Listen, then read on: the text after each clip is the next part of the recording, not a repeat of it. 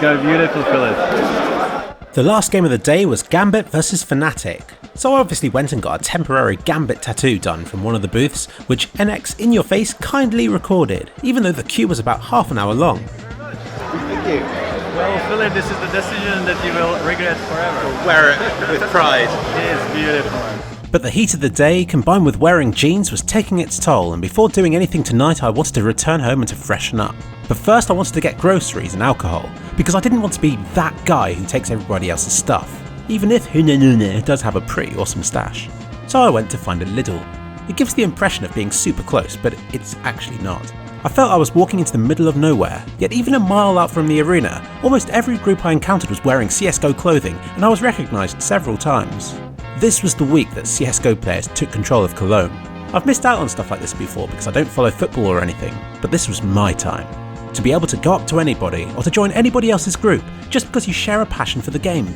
I ended up walking back with a group of fans. It gave a sense of community better than school, college or university could ever manage. But of course, having alcohol meant that I'd have to drop it off at my B&B first before watching the Gambit game. So I did, freshened up and tried contacting YouTubers about the night's plans, but had no success. I didn't want to waste the night sitting around, so I left my flat again, knowing full well that I'd have to return to pick up the alcohol later on. As the sun set, I raced back to the arena to watch the final match of Fnatic vs Gambit. Watched a bit in the audience and then slipped back into the VIP super booth where I met Maxim in person for the first time, aka Banana Gaming.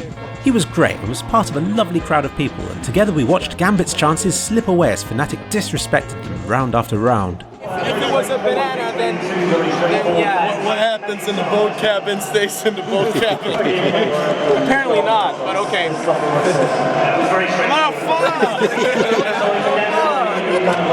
As somebody who has watched streams of the major, I always thought that the casters talked after the whole thing because people in the crowd stayed. And no, seeing an empty arena, I can only assume that they do it for the stream. It felt super weird to see them talking on the screens to an empty hall. I'd have felt sorry for them, but I know that Thorin's getting lots of money for it. In fact, aside from us, the only people left were the ones from the Red Bull Lounge, who, for some reason, still seemed wide awake. And then things got interesting, since we then found out that Fnatic were somewhere below us in a VIP area. Look, there's Olaf on his phone. They all were. Unfortunately, we got locked in, and the only way out was to go through the tunnels beneath the event, meaning that we'd have to walk past them. Out of respect, I didn't film Fnatic, although I did show them this. I said thanks for crushing my dreams. And now we're going. Below the arena was like an endless car park filled with props and stuff, like some computer game from the late 90s. There are events around the outside of the stadium where you can peer down into these places, which I hadn't realised from the surface. At that point I saw that Jeff had read but hadn't responded to my numerous texts, so I gave him an upset and clingy phone call where it turned out that something was going on at his hotel. We rushed across town and past some people going into the hotel who I later found out were Valve employees. But British scientists don't want you to know. Here they are. Hey, traitor.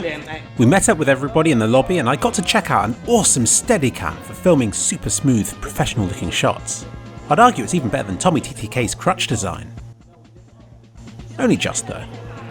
We all got taxis and went to PhantomL0rd's house where Tweeday did some collaborative unboxing videos.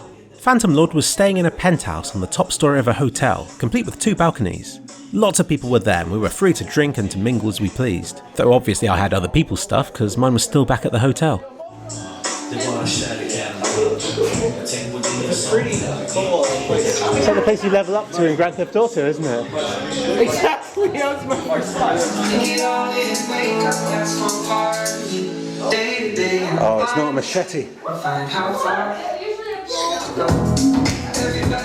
It even came complete with one of the most luxurious toilets that I've ever sat on, though sadly this one lacked a phone. Tweeday and PhantomL0rd's filmed some unboxings. I may have even taken part in one.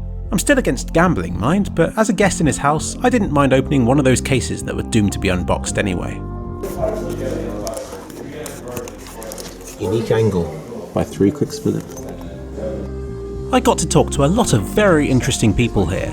I consider myself to be a professional and mature person, and it was great to engage in lively conversation with like-minded individuals. They were all bubbling with the same level of enthusiasm as somebody fresh out of university, many with larger and more ambitious plans than I've ever had. They were ready to take on the world, and by the end of the discussion, I was ready to believe them. And if these people succeed, then they'll be very well known very soon. And just think, I only got to experience all this because enough people watched my videos. Most people went home after the videos were filmed, but a Russian-born but very American guy named Vlad stayed around me, and together we went on a search for Club Capital, using directions that Charboy and Azzy had given us. We got lost. Eventually we found them, and Parla was there as well for some reason, but it was approaching 4 in the morning and I decided to go home at this point as well. This is madness. It had been a long day.